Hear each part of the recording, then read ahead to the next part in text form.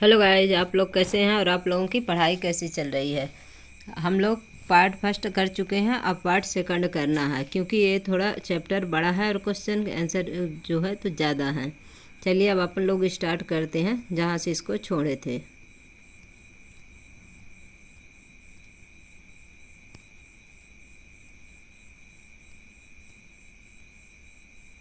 यहाँ से अपन को करना था कि क्वेश्चन नंबर 1 है कि यदि कार्बन परमाणुओं के एक मोल का द्रव्यमान 12 ग्राम है तो कार्बन के एक परमाणु का द्रव्यमान क्या होगा। अब देखिए यहाँ क्या बोला है कि एक मोल का द्रव्यमान 12 ग्राम है तो कार्बन के एक परमाणु का, तो एक कार्बन के एक परमाणु का तो मोल बराबर कितना होता है आपका एक मोल बराबर होता है 6.022 इंटू 10⁻23 होता है। और कार्बन का द्रव्यमान कितना है, कार्बन का द्रव्यमान 12 होता है क्योंकि उसका परमाणु क्रमांक 6 होता है, परमाणु द्रव्यमान जो है 12 होता है कार्बन का। अतः एक मोल कार्बन परमाणु बराबर 6.022 इंटू 10⁻23 परमाणु बराबर 12 ग्राम, क्योंकि 12 परमाणु द्रव्यमान होता है कार्बन का, इसलिए कितना हो गया 12 ग्राम हो गया। अब इसके बाद जो है तो आप क्या 6.022 इंटू 10⁻23 कार्बन परमाणुओं का द्रव्यमान 12 ग्राम है। एक कार्बन का निकालना है तो एक कार्बन का द्रव्यमान कितना हो जाएगा 12 हो जाएगा। फिर आपका बटे में क्या है आपका मोल निकालना है तो मोल द्रव्यमान एक मोल कार्बन परमाणु का आपका कितना परमाणु होते हैं, एक मोल कार्बन परमाणु में आपका 6.022 इंटू 10 की पावर जो है तो 23 होता है। अब जब इसका सॉरी गाइस 6.022 का आप क्या करेंगे, इसमें 12 में भाग देंगे तो इसमें क्या है भाग नहीं जाएगा, तो अपन 0.3 है 022 है तो इसमें क्या लगाएंगे 3 0 12 में लगा देंगे और इसको क्या करेंगे भाग देंगे तो कितना आएगा 1.99 इंटू 10⁻23 ग्राम हो जाएगा। गाइज अगर आप लोगों को सवाल नहीं समझ में आएगा कि कहाँ से आया, आप लोग हमें ज़रूर कमेंट करिएगा, हम आप लोगों को फिर से सॉल्व करके फिर से बताएंगे। अभी हम इसीलिए आपको इतना अच्छे से बता रहे हैं कि जिससे आपको समझ में आ जाए, और आप जब प्रैक्टिस करेंगे तभी आएगा, क्योंकि बिना प्रैक्टिस के कोई भी चीज़ नहीं आता है। फिर क्वेश्चन नंबर 2 देखिए, किसमें अधिक परमाणु होंगे 100 ग्राम सोडियम अथवा 100 ग्राम लोहा यानी कि आयरन। तो सोडियम का परमाणु द्रव्यमान आपका क्या है 23 है, आयरन का परमाणु द्रव्यमान क्या है 56 है, और दोनों के लिए कितने परमाणु हैं 100 ग्राम है। तो अब अपन सोडियम के लिए दिया गया द्रव्यमान कितना है 100 ग्राम है, और सोडियम का मोलर द्रव्यमान कितना दिया है 23, क्योंकि आपका सोडियम का द्रव्यमान कितना होता है 23 होता है। फिर अवोगाद्रो संख्या का N0 से N नोड से क्या करते हैं डिनोट करते हैं, इसको प्रदर्शित करते हैं, और ये आपका अवोगाद्रो संख्या कितना होती है 6.022 इंटू 10⁻23 होता है। परमाणुओं की संख्या N क्या करना है अपने को ज्ञात करना है। अतः N नंबर ऑफ मोल आपका बराबर आप mass upon molar mass into N naught यानी कि अवोगाद्रो संख्या, तो 100 ग्राम अपान 23, क्योंकि 100 ग्राम आपका इसी में दिया हुआ है, द्रव्यमान दिया है सोडियम और आयरन दोनों के लिए, लेकिन चेंज क्या है इसमें मोलर द्रव्यमान, क्योंकि दोनों का मोलर द्रव्यमान जो है तो अलग अलग है। आपका सोडियम का जो है आपका 23 है, 23 का जब आप सॉरी गाइस 23 का जब आप इसमें भाग देते हैं 100 में तो आपका कितना आता है 4.34 आता है। फिर जब इसका जो है आप मल्टीप्लाई करेंगे इसमें 6.022 में इंटू 10⁻23 तो आपका कितना आ जाता है 26.18 इंटू 10⁻23 परमाणु प्राप्त होते हैं। फिर इसके बाद जब क्या करते हैं, जैसे अपन दशमलव यहाँ है 2 में दशमलव हटाएंगे तो क्या होगा आपका इंटू दशमलव हटाने पर 2.618 इंटू 10⁻24 हो जाएगा। ये 24 इसलिए हो जाता है क्योंकि पॉइंट हटाने पर दशमलव मतलब 10 होता है, ये जो है तो 23 की जगह में 24 हो जाएगा क्योंकि ये दशमलव के कारण होता है। फिर लोहा आयरन के परमाणु के लिए लोहा Fe का दिया गया द्रव्यमान कितना है आपका 100 ग्राम है, क्योंकि आपका सोडियम के लिए भी और आयरन के लिए भी 100 ग्राम दिया हुआ है आपके क्वेश्चन में। फिर आपका आयरन का मोलर द्रव्यमान जो है कितना है, 56 ग्राम है। अवोगाद्रो संख्या कितनी होता है, 6.022 इंटू 10⁻23 होता है। अब आयरन के परमाणुओं की संख्या क्या है, तो अब आयरन के परमाणुओं की संख्या निकालना है आपको। तो मास कितना दिया हुआ है आपको, ग्राम में 100 ग्राम दिया हुआ है, और आपको मोलर मास कितना दिया हुआ है, 56 ग्राम दिया हुआ है। तो आप 100/56, तो इसमें जब 56 का आप भाग देते हैं तो कितना प्राप्त होता है आपका, 10.75 प्राप्त होता है, जिसमें आप किसका मल्टीप्लाई करेंगे, 6.022 का। जब आप इसमें मल्टीप्लाई करेंगे तो आपको क्या प्राप्त होता है, 1.075 इंटू 10⁻24। इस प्रकार अतः 100 ग्राम सोडियम में परमाणुओं की संख्या 100 ग्राम लोहा यानी कि आयरन से अधिक है। अब देखिए कैसे अधिक है, देखिए इसमें आपका जो सोडियम है उसमें कितना है, 2.618 इंटू 10⁻24 है, और आपके आयरन में कितना है, 1.075 इंटू 10⁻24 परमाणु है। इसलिए आपको सोडियम का क्या है, अधिक है, परमाणु की संख्या जो है सोडियम में अधिक है। फिर देखिए अब क्वेश्चन इसको देखिए कि 0.24 ग्राम ऑक्सीजन एवं बोरान युक्त यौगिक के नमूने में विश्लेषण द्वारा यह पाया गया है कि उसमें 0.096 बोरान एवं 0.144 ग्राम ऑक्सीजन है। उस यौगिक के प्रतिशत संगठन का भरात्मक रूप में परिकलन कीजिए। अब देखिए आपका टोटल जो दिया हुआ है भार कितना दिया है, 0.24 यानी कि 0.24 ग्राम दिया हुआ है। अब बोरान का कितना दिया हुआ है, 0.096 दिया हुआ है, और आपका ऑक्सीजन का कितना दिया हुआ है, 0.144 ग्राम दिया हुआ है।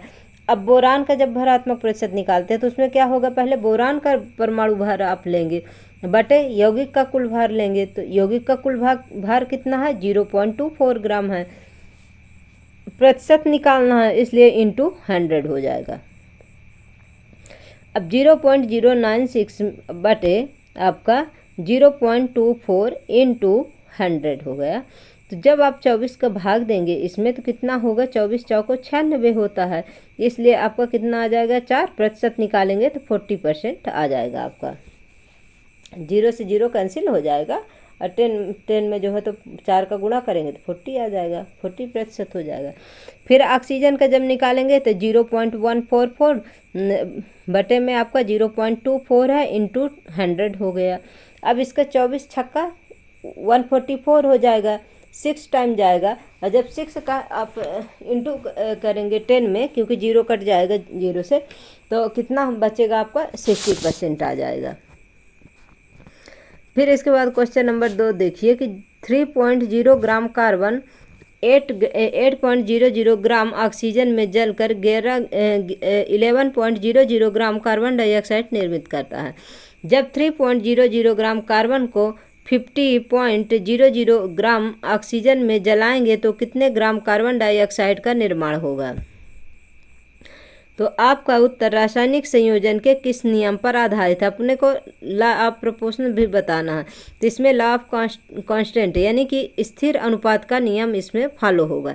तो जिस तरह से देखिए 3 ग्राम कार्बन को 50 ग्राम ऑक्सीजन में जलाने पर भी उतनी ही कार्बन डाइऑक्साइड प्राप्त होती है, अर्थात 11 ग्राम कार्बन डाइऑक्साइड प्राप्त होगा, क्योंकि कार्बन और ऑक्सीजन का निश्चित अनुपात होता है। कार्बन डाइऑक्साइड का कितना, जैसे आपका देखिए CO2 होता है, तो जब CO2 होगा आपका तो कार्बन का कितना हो गया, 12 हो गया परमाणु द्रव्यमान। आपका ऑक्सीजन का 16 होता है, लेकिन ऑक्सीजन के 2 परमाणु द्रव्यमान 2 अणु हैं, इसलिए इसका कितना हो जाएगा, 32 हो जाएगा। इस प्रकार से इसका क्या है, 4 × 12 4 × 8 32, इसलिए इसका फिक्स जो है तो लॉ ऑफ कांस्टेंट प्रोपोर्शन जो फिक्स है, यानी 3:8 ही होगा, ये में ही संयोग करते हैं। अतः 8 ग्राम ऑक्सीजन ही 3 ग्राम कार्बन से संयोग करेगी, और बाकी का जो आपका 42 ग्राम है, यानी कि 50 - 8 = 42 ग्राम ऑक्सीजन बच जाएगी, जो जो प्रतिक्रिया नहीं करेगी। यह उत्तर जो है तो किस अनुपात को, तो आपके स्थिर अनुपात के नियम को, स्थिर अनुपात जो ला है उसे फॉलो करता है। फिर देखिए बहुपरमाणुविक आयन क्या होते हैं। देखिए हम आपको शॉर्ट्स में भी बहुपरमाणुविक आयन के बारे में बता दिए हैं, आप लोग एक बार शॉर्ट्स में देख लीजिए बहुपरमाणुविक आयन कौन कौन से हैं। तो क्या है कि आप लोगों को जितने टाइम आप रिवीजन करेंगे कोई भी क्लास जब आप पढ़ते हैं, उतना ही ज़्यादा आपके माइंड में वो चीज़ें बैठती जाएंगी। अगर आप लोग ये सोचें कि हम वन टाइम कोई चीज़ देख लिए हैं, तो वन टाइम में सिर्फ इतना बस याद रह जाता है कि हाँ हम ये चीज़ पढ़े हैं, बट वो चीज़ याद नहीं रहता, बस इतने भर ध्यान रहेगा कि हाँ हम ये चीज़ पढ़े हैं। और अगर आपको ये है कि हाँ ये चीज़ हमें परफेक्ट रहे, याद रहे बिल्कुल कि हाँ यही है 100%, उसके लिए आपको 1 2 3 4 जितने टाइम में आपको ध्यान रहे उतने टाइम आपको उस चीज़ को पढ़ना चाहिए। रीडिंग बेस्ट है, अगर जितने अच्छे आप लर्निंग करेंगे उतना ही अच्छा आपका जो है तो मतलब दिमाग में बैठेगा ये चीज़ें। परमाणुओं के समूह जिन पर नेट आवेश विद्यमान होता है वह बहुपरमाणुविक आयन कहलाता है। उदाहरण के लिए जैसे सल्फेट है तो SO4 2- है। बहुपरमाणुविक आयन सल्फर S और ऑक्सीजन O दो प्रकार के परमाणुओं से मिलकर बना है। इसी प्रकार जो है तो NH4+ है, OH- आयन है, CO3 2- इत्यादि। ये क्या है आपके बहुपरमाणुविक सल्फर आपका एसेट होता है, ये भी बहुपरमाणुविक आयन है। ऑक्सीजन भी आपको बहुपरमाणुविक आयन है। फिर देखिए क्या है, निम्नलिखित के रासायनिक सूत्र लिखिए। देखिए आपको सबसे पहली बात तो ये है कि जो तत्व होते हैं उनके प्रतीक, उनका जो है आपका एटॉमिक नंबर, एटॉमिक मास, ये बनना बहुत ज़रूरी। जब आप एटॉमिक नंबर और एटॉमिक मास बनेगा तभी आप कोई भी फार्मूला लिख पाएंगे। और किस में प्लस चार्ज होता है, किस में आपका नेगेटिव चार्ज होता है, किस में जो है तो आपको पॉजिटिव चार्ज होता है, ये भी पता होना चाहिए। आपकी धातुएं तो जो होती हैं, जैसे धातुओं में प्लस चार्ज होता है आपका, जैसे मैग्नीशियम है, क्लोराइड है मैग्नीशियम में क्या हो जाएगा, प्लस चार्ज हो जाएगा, क्लोराइड में आपका माइनस चार्ज है। कैल्शियम क्लोराइड CaCl2 है, कॉपर नाइट्रेट CuNO3 है, एल्यूमिनियम क्लोराइड Al2Cl है, आपका कैल्शियम कार्बोनेट CaCO3 है। इस प्रकार से इनके फार्मूला आपको बनना चाहिए। अगर आप लोगों को नहीं बनता है देखिए तो इसमें दिए हुए फार्मूला, इनको आप लिखिए और लिख कर 2 बार 3 बार इसे आप अभ्यास करिए। मैग्नीशियम क्लोराइड जो है तो आपका मैग्नीशियम Mg होता है मैग्नीशियम का प्रतीक, और क्लोरीन का Cl से बना हुआ है। देखिए मैग्नीशियम में 2+ होता है, क्योंकि इसकी संयोजकता 2+ इसलिए होती है क्योंकि इसके बाह्य कक्षतम में कितने इलेक्ट्रॉन होते हैं, 2 होते हैं। जब इसको भरते हैं आप तो 2 8 फिर 2 बचे, क्योंकि 12 बाह्यतम कक्ष में कितने हैं, 2 इलेक्ट्रॉन। और मैग्नीशियम अपने 2 इलेक्ट्रॉन किसी दूसरे परमाणु को दान करता है, इसलिए इसके ऊपर क्या आता है, प्लस चार्ज आता है। क्लोरीन जो में है तो लास्ट में 17 होता है, इसका परमाणु क्रमांक जो है तो 17 होता है। इसके बाह्यतम कक्ष में 7 इलेक्ट्रॉन होते हैं और 1 इलेक्ट्रॉन इसे अपना अष्टक कंप्लीट करने के लिए ज़रूरत होती है, इसलिए जो क्लोरीन में -1 होता है, क्योंकि यह जो है तो किसी दूसरे से 1 इलेक्ट्रॉन ले करके चल रहे, सॉरी गाइज, क्योंकि इसमें 1 इलेक्ट्रॉन जो है तो क्लोरीन ले लेता है। मैग्नीशियम क्लोराइड का सूत्र क्या हो गया, MgCl2 हो गया। संयोजकता या आवेशों को आड़ा तिरछा इस प्रकार से क्रॉस करके लिखते हैं, यानी कि जो Mg का चार्ज है आपका तो क्लोरीन के पास चला जाएगा और क्लोरीन का चार्ज जो है तो इसके Mg के पास आ जाएगा। इस प्रकार क्या हो जाएगा आपका MgCl2 हो जाएगा। संयोजकता आवेशों को आड़ा तिरछा यानी कि आपको क्रॉस करा के इसका जो परमाणुओं की जो संख्या है उसे लिखना है। फिर बी में देखिए आपका क्या है, कैल्शियम क्लोराइड Ca तथा Cl से बने हैं। अब आपका कैल्शियम में 2+ चार्ज होता है क्लोरीन में माइनस चार्ज होता है, तो इसका जो होता है इसका भी आड़ा तिरछा करके मतलब कैल्शियम का जो चार्ज है क्लोरीन के साथ चला जाएगा और जो क्लोरीन का चार्ज है कैल्शियम के साथ चला जाएगा। तो अपन जैसे CaCl2 लिखना है तो ऐसा नहीं लिखेंगे कि Ca1Cl2, लिख सकते हैं बट फिर भी इस तरह नहीं लिखा रहता फार्मूला में, आप साइंस में कहीं भी पढ़िए ऐसे लिखा रहेगा CaCl2 कैल्शियम क्लोराइड। फिर आपका कॉपर नाइट्रेट देखिए, कॉपर का जो है तो Cu होता है, कॉपर में 2+ चार्ज होता है, ये भी शॉर्ट्स में आपका डाला हुआ है। देखिए आप एक बार शॉर्ट्स ज़रूर देखिए क्योंकि उसमें जो है तो इम्पोर्टेंट चीज़ ही आपके लिए उसमें रिकॉर्डिंग करके डाला हुआ है, इसलिए एक बार देखेंगे तो आपको जल्दी से जल्दी मतलब फार्मूला बनाने बहुत ईजी हो जाएगा। नाइट्रेट आपका क्या है, NO3 है। अब NO3 में क्या है आपका जैसे -1 चार्ज, क्योंकि इसको 1 इलेक्ट्रॉन की आवश्यकता होगी अपना अष्टक कंप्लीट करने के लिए। और कॉपर में क्या है, +2 चार्ज, क्योंकि कॉपर अपना 2 इलेक्ट्रॉन किसी को दान करता है इसलिए। तो ये कॉपर नाइट्रेट का फार्मूला क्या हो जाएगा, CuNO3 का होल ट्वाइस, क्योंकि ये जो 2 रहता है जब इस तरह NO3 लिखा रहता है तो इसको जो है तो क्या करते हैं, मतलब इसको कोष्ठक में बंद करके जो ये इसकी संयोजकता है उसको बाहर लिखा जाता है। अगर इसमें कोई भी वो संयोजकता नहीं होती जैसे NO में, तब आप डायरेक्ट लिख सकते थे। एल्यूमिनियम क्लोराइड को देखिए, AlCl2, Al में कितना होता है, +3 चार्ज होता है आपका, क्लोरीन में -1 चार्ज होता है, इसीलिए इसका फार्मूला कितना हो जाएगा, AlCl3 हो जाएगा। कैल्शियम कार्बोनेट CaCO3 हो जाएगा, क्योंकि कैल्शियम में आपका सिर्फ +2 चार्ज है आपका, और आपके कार्बोनेट में -2, CO3 ऊपर -2 रहता है ना, इसलिए जो है तो इसमें क्या हो जाएगा, इसमें प्लस और 2 माइनस, इससे क्या हो जाएगा आपका CaCO3 हो जाएगा, क्योंकि ये +2 ये -2 क्या हो जाएगा कैंसिल हो जाएगा, और ये कैल्शियम कार्बोनेट आपका फार्मूला बनेगा।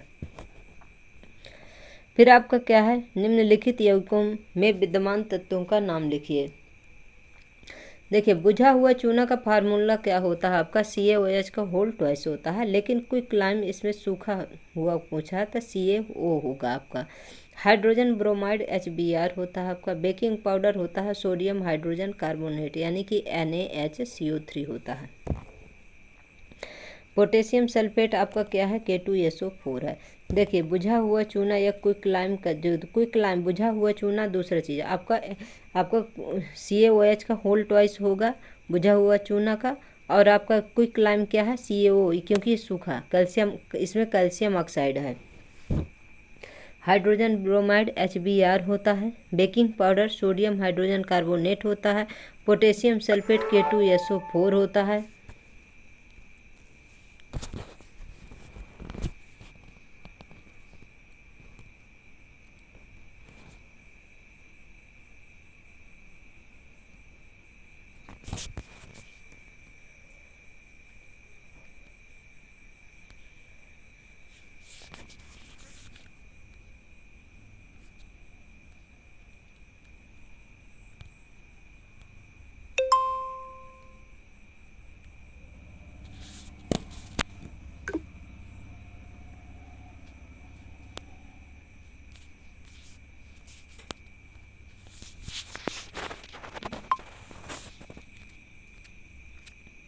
गाइस, ये लाइट जाने से थोड़ा सा डिस्टर्ब हो गया रिकॉर्डिंग करने में, बट देखिए आप लोग फिर से इसको स्टार्ट कर लेते हैं।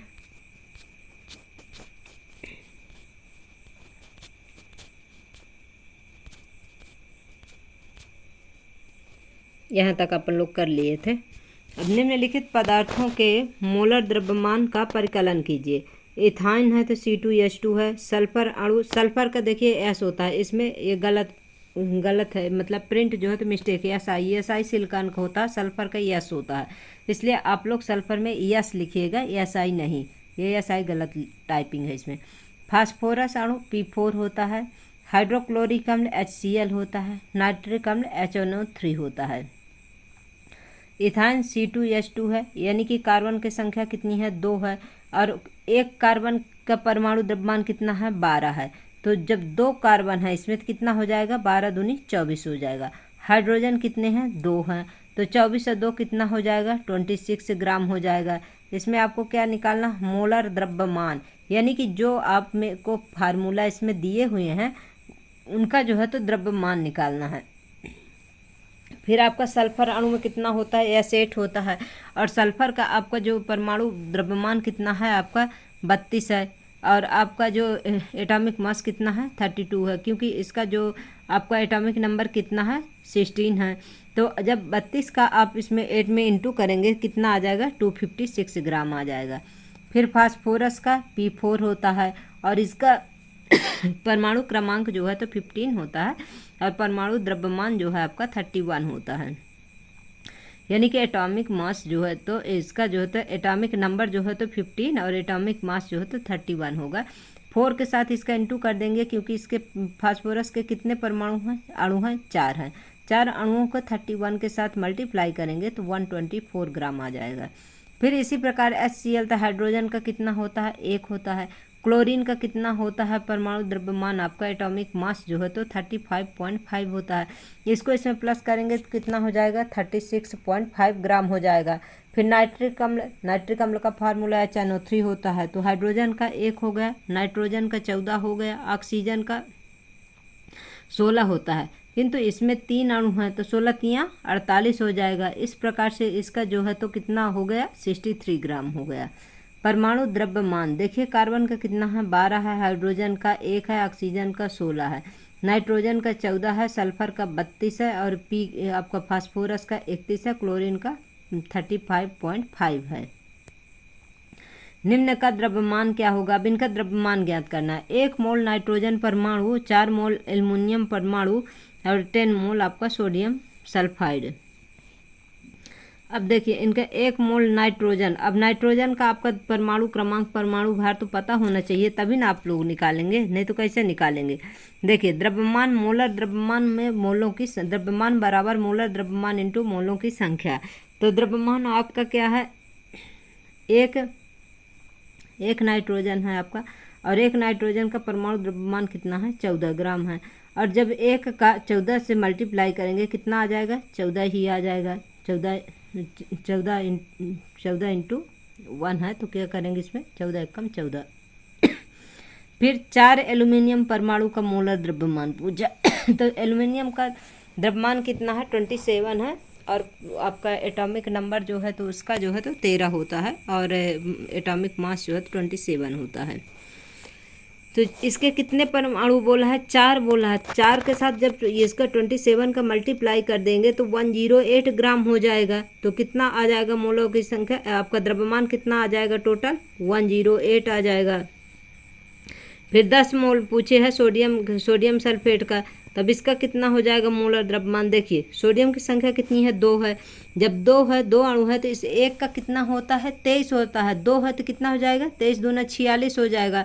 सल्फर का कितना होता है 32 होता है आपका, ऑक्सीजन का कितना होता है 16, तो 16 तिया 48 हो जाएगा। इस प्रकार से इनका जो है तो मोलर द्रव्यमान यानी कि जो अणु दिए हुए हैं आपका सोडियम सल्फर ऑक्सीजन, इसमें तो तीनों का मिला के जो इनका द्रव्यमान है उनको क्या करेंगे अपन प्लस कर देंगे, तो आपका जो है तो क्या आ जाएगा द्रव्यमान आ जाएगा, परमाणु द्रव्यमान आ जाएगा। तो 126 ग्राम क्या आ गया आपका 126 ग्राम। फिर इसका जो है तो मास कितना हो गया, यहाँ कितना दिया है 10 मोल दिया हुआ है, यहाँ 10 मोल दिया है सोडियम सल्फाइड। तो 10 का क्या करेंगे अपन 126 के साथ मल्टीप्लाई कर देंगे, जब मल्टीप्लाई करेंगे 126 में तो कितना आ जाएगा 1260 ग्राम आ जाएगा। इस प्रकार से इसका परमाणु द्रव्यमान निकालते हैं। फिर मोल में परिवर्तित कीजिए, अब जैसे इसको मोल में चेंज करना, 12 ग्राम ऑक्सीजन को, 20 ग्राम जल को, 22 ग्राम कार्बन डाइऑक्साइड को।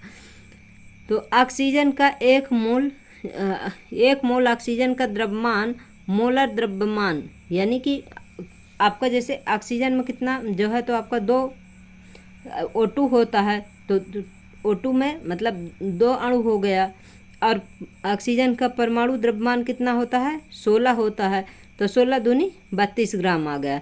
दिया गया है, यह कितना दिया गया है ऑक्सीजन गैस में 12 ग्राम दिया हुआ है। तब इसको क्या करेंगे अपन मोलों की संख्या बराबर दिया गया द्रव्यमान बटे मोलर द्रव्यमान, यानी कि number of mole equal to mass upon molar mass. तो नंबर ऑफ मोल्स जो है मोलों की संख्या जो निकालना है आपका ऑक्सीजन का कितना है 12 है, मतलब 12 ग्राम दिया हुआ है आपके यहाँ क्वेश्चन में दिया है, देखिए 12 ग्राम ऑक्सीजन, और टोटल जैसे ऑक्सीजन का निकालना, ऑक्सीजन में कितना, ऑक्सीजन को किससे O2 होता है, तो जब O2 है यानी कि ऑक्सीजन के अणु के दो अणु हैं ऑक्सीजन के, तो 2 का कितना हो जाएगा 32 हो जाएगा। जब 32 का 12 में भाग देंगे तो कितना आएगा आपका 0.375 मोल। 32 ग्राम ऑक्सीजन O2 का 1 मोल होता है, तब 1 मोल ऑक्सीजन में O2 में कितना होगा 1 मोल का निकालना तो 1/32 मोल, तो 12 ग्राम ऑक्सीजन बराबर O2 बराबर 1/32, तो 32 का 12 मोल कितना हो जाएगा 0.375 मोल हो जाएगा। फिर इसके बाद बी में कितना दिया हुआ है 20 ग्राम दिया हुआ है आपका द्रव्यमान, 20 ग्राम किसका दिया हुआ, जल का। जल का कितना H2O होता है, तो जल का हाइड्रोजन का 1 हो गया, ऑक्सीजन हाइड्रोजन 1 हो गया, मतलब H2 यानी कि हाइड्रोजन का 2 हो गया, ऑक्सीजन कितना 1, तो ऑक्सीजन का कितना होता है 16 होता है, और हाइड्रोजन कितने हैं 2 हैं, तो 16 2 18 हो गया, यानी कि जल के जो अणु है कितने हो गया, द्रव्यमान संख्या 18 ग्राम हो गया। और वहाँ के सवाल में कितना दिया है 20 ग्राम के साथ, और जब 20 ग्राम जो दिया हुआ है तो मास जो दिया है आपका 20 ग्राम, तो 20/18, और 18 जो है तो 2 9 18, 2 दाहम 20, और फिर 9 का भाग देंगे तो 1.111 मोल आ जाएगा। फिर अब ऐसे कार्बन डाइऑक्साइड का निकालना, सबसे पहले इनका जो है तो मास निकालना, द्रव्यमान संख्या निकालना, उसके बाद जो नंबर ऑफ मोल्स दिया हुआ है और जो सवाल में मास दिया हुआ है और जो आप निकालेंगे इसमें उसका क्या करेंगे, उसमें भाग दे देंगे, जो आएगा वही आपका क्या हो जाएगा, मोल की संख्या हो जाएगी। अब CO2 देखिए, कार्बन का कितना है 12 है, ऑक्सीजन का 16 दूनी 32 है, टोटल कितना हो गया 44 यूनिट हो गया।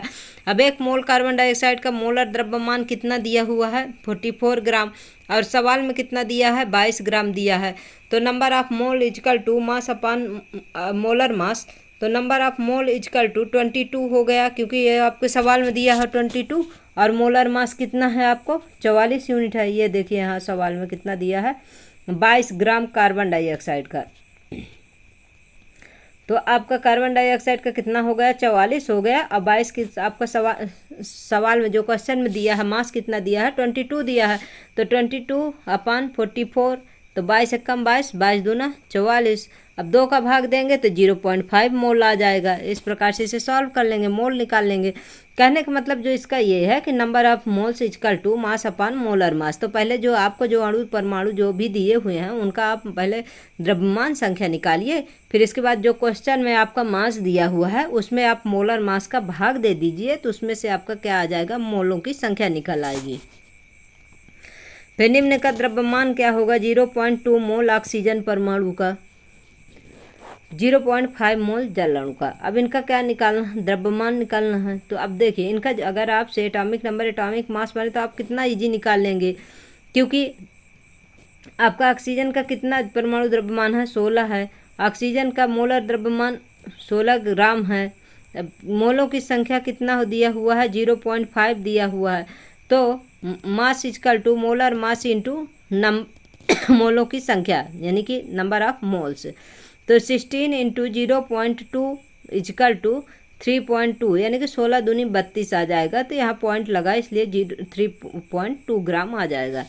फिर 0.2 मोल ऑक्सीजन परमाणु का द्रव्यमान कितना है, तो 3.2 ग्राम 2 ग्राम निकल आया, ठीक है ना। अब जल का निकालना है आपको, तो जल का आपका आणविक द्रव्यमान अणु का द्रव्यमान कितना हो जाएगा, तो जल का 18 हो जाएगा, क्योंकि H2O तो 16 ऑक्सीजन का और 2 हाइड्रोजन का, तो कितना हो गया 18 हो गया आपका। और जल के 1 मोल द्रव्यमान मोलर द्रव्यमान कितना निकल आया 18 ग्राम निकल आया, और सवाल में कितना n बराबर 0.5 दिया गया है आपके क्वेश्चन में नंबर ऑफ मोल्स, तो mass is equal to molar mass into मोलों की संख्या यानी कि नंबर ऑफ मोल्स, तो 18 इंटू यानी कि जो अपन निकाले हैं आप मोलर द्रव्यमान जो निकाले हैं आप, तो उसको क्या करेंगे आपका नंबर ऑफ मोल्स में क्या कर देंगे मल्टीप्लाई कर देंगे, तो कितना आ गया आपका 9 ग्राम आ गया। इस प्रकार 0.5 मोल जल के अणु का द्रव्यमान कितना हो जाएगा 9 ग्राम हो जाएगा। अब देखिए क्या है 16 ग्राम ठोस सल्फर में सल्फर S8 के अणुओं की संख्या का परिकलन कीजिए, और S8 यानी कि सल्फर के कितने अणु दिए हुए हैं आपका 8 सल्फर हैं, और एक सल्फर का आपका कितना होता है 32 होता है एटॉमिक मास, 32 में आप 8 का मल्टीप्लाई कर देंगे तो उसका क्या आ जाएगा द्रव्यमान आ जाएगा, कितना आ गया 256 यूनिट आ गया आपका। S8 का मोलर द्रव्यमान अर्थात 1 मोल का द्रव्यमान दिया गया द्रव्यमान मोलर मास इजकल टू 16 ग्राम है। अब इसमें सवाल में कितना दिया हुआ है 16 ग्राम दिया हुआ है ठोस, 16 ग्राम यानी कि मास इजकल टू 256, तो मोलों की संख्या निकालना है। जब तो मोलों की संख्या इजकल टू दिया गया यानी कि atomic mass upon molar mass, तो आपको दिया कितना गया है 16 ग्राम दिया हुआ है, और आपका ये जो है तो सल्फर का कितना आया है 256 आया है, और जब मोल निकालना है तो जो आपका जो द्रव्यमान दिया गया है उसमें मोलर मास का क्या करेंगे, अपन भाग दे देंगे। जब भाग दे देंगे तो क्या हो जाएगा, 1/6 मोल इसका क्या आ जाएगा, आंसर आ जाएगा। फिर n equal to number of moles, मतलब ये अवोगाड्रो संख्या है n नोड से दिए गए कणों की संख्या बटे अवोगाड्रो की संख्या। तो 1/16 equal to n upon 6.22 into 10⁻23। तो n equal to 6.22 into 10⁻23 upon 16। तो इसको क्या करेंगे, इससे भाग, देखिए 6.22 में अपन 16 का भाग दे देंगे और इसका जब पॉइंट हटाएंगे इसको ऊपर जब जाएगा तो क्या होगा, ये 23 की जगह में 22 हो जाएगा और 3.76 इसका क्या आ जाएगा, आंसर आ जाएगा। इसके बाद 0.051 ग्राम एल्यूमिनियम ऑक्साइड में एल्यूमिनियम आयन की संख्या का परिकलन कीजिए। संकेत किसी आयन का द्रव्यमान उतना ही होता है जितना कि उसी तत्व का परमाणु का द्रव्यमान होता है। जैसे कोई भी आपको मतलब प्रतीक दिए हुए हैं, सोडियम, पोटेशियम, एल्यूमिनियम, कुछ भी दिया हुआ, उसका जो आपका द्रव्यमान जो है, तो वही जो द्रव्यमान है वही क्या है, परमाणु का द्रव्यमान होता है। मतलब जो तत्व दिए हुए हैं उस तत्व का परमाणु द्रव्यमान होगा। एल्यूमिनियम का परमाणु द्रव्यमान कितना है, 274 यूनिट है। इसके बाद एल्यूमिनियम ऑक्साइड का 1 मोल सूत्र इकाई द्रव्यमान ग्राम में निकालना है। एल्यूमिनियम कितने हैं, एल्यूमिनियम संख्या कितनी है, 2 है। Al2 है, यानी कि एल्यूमिनियम कितना होगा, 2 है। O3 है, यानी कि ऑक्सीजन कितने हैं आपका, 3 है। तो एल्यूमिनियम का आपका जो क्या होता है, परमाणु एटॉमिक मास होता है तो 27 होता है और ऑक्सीजन का आपका 16 होता है। और इसका जो एल्यूमिनियम के कितने हैं, 2 अणु हैं, 2 का 27 के साथ मल्टीप्लाई करिए, फिर इसके बाद 16 का 3 के साथ मल्टीप्लाई करिए, टोटल कितना आ जाएगा, 102 ग्राम आ जाएगा। फिर इसके बाद जो है तो 1 मोल Al2O3 में Al मतलब एल्यूमिनियम के 2 परमाणु हैं, अतः एल्यूमिनियम ऑक्साइड के 1 मोल में एल्यूमिनियम के 2 परमाणुओं का द्रव्यमान 27 इंटू 2 इजकल टू कितना हो गया, 54 ग्राम हो गया। फिर 102 ग्राम एल्यूमिनियम ऑक्साइड में 54 ग्राम एल्यूमिनियम मौजूद है। तो 1 ग्राम एल्यूमिनियम ऑक्साइड मतलब 1 ग्राम का निकालेंगे तो 54/102 इजकल टू 27/51 ग्राम एल्यूमिनियम। तो 0.051 gram aluminium oxide 27/51 0.051 equal to 0.027 gram aluminium प्राप्त हो गए। मतलब 51 का 27 में भाग दीजिए, जो आएगा तो उसका मल्टीप्लाई करिए 0.051 में, तो आपका कितना आ जाएगा, 0.027 ग्राम एल्यूमिनियम आ जाएगा। गाइज अगर आपको सवाल नहीं समझ में आता ज़रूर कमेंट करिएगा, आप पढ़िए फिर इसके बाद हमें कमेंट करिएगा। अब चूंकि एल्यूमिनियम का परमाणु द्रव्यमान कितना है, 27 यूनिट है, तो 1 मोल एल्यूमिनियम परमाणु का द्रव्यमान कितना हो जाएगा, 1 मोल का 27 हो जाएगा। 27 ग्राम एल्यूमिनियम परमाणु में कितना होते हैं मोल, मोलों की संख्या 6.022 इंटू 10⁻23 आयन होते हैं। तो 0.027 ग्राम एल्यूमिनियम परमाणु में होंगे 6.022 इंटू 10⁻23/27। तो इसका इसमें भाग देंगे इंटू 0.027 का मल्टीप्लाई करेंगे। जब आप 6.022 इंटू 10⁻23 बटे 27 इंटू 1000 का इजकल टू 6.022 इंटू 10⁻20 आयन होंगे। अब देखिए यहाँ पॉइंट हटाएं, यहाँ 30 है तो यहाँ 30 लगा देंगे 6 के बाद, इसीलिए यहाँ कितना 1000 है। फिर इसके बाद आता है 0.051 ग्राम एल्यूमिनियम ऑक्साइड में एल्यूमिनियम में +3 आयनों की संख्या होती है, तो 6.022 इंटू 10⁻20 हो जाएगा। वैकल्पिक विधि मतलब अल्टरनेटिव मेथड, मतलब एक तो अब ये सॉल्व हो चुका आपका सवाल, अब इसके बाद ये है इस टाइप से भी आप इसे सॉल्व कर सकते हैं। तो एल्यूमिनियम ऑक्साइड का दिया गया द्रव्यमान बटे मोलर द्रव्यमान है, तो एल्यूमिनियम ऑक्साइड में आपका +3 आयनों की संख्या 6.022 इंटू 10⁻23 यानी कि 0.051 ग्राम बटे 102 ग्राम इंटू 2 6.022 इंटू 10⁻23। इसके बाद आपका जो कितना आता है 51/102 इंटू 1000 इंटू 2, 6.022 इंटू 10⁻23। इस प्रकार से इसका क्या होगा 6.022 इंटू 10⁻20 एल्यूमिनियम 3+ आयन। इसका क्या आ जाएगा, आपका आंसर आ जाएगा, आयनों की संख्या आ जाएगी। गाइज अगर ये सवाल आपको नहीं समझ में आया होगा तो इसको हम एक बार कॉपी में लिख के और फिर हम आपको समझा देंगे, फिर से इसमें अपलोड कर देंगे ये वाला सवाल को, क्योंकि ये थोड़ा सा कठिन है, पर इसको सॉल्व करने पर कठिन नहीं होगा। आप लोगों को हमारी क्लास कैसी लगती है, आप लोग हमारे क्लास को लाइक करिए, सब्सक्राइब करिए, हमें सपोर्ट करिए गाइज। क्या थोड़ा मोटिवेशन मिलता है, आप लोग लाइक करेंगे, कमेंट करेंगे, सब्सक्राइब करेंगे तो thank you so much guys. क्योंकि मेहनत बहुत लगती है गाइज, पढ़ाना इतना आसान नहीं होता है, बट फिर भी ये है कि आप लोगों को समझ में आना चाहिए। आप लोग पढ़ाई कहीं से भी करिए, हमारे चैनल से करिए, कहीं से भी करिए, लेकिन यह है कि सभी शिक्षकों की यही इच्छा होती है कि जो बच्चे पढ़ें वो इतना अच्छे से पढ़ें कि उनको सब कुछ आए। Thanks for watching.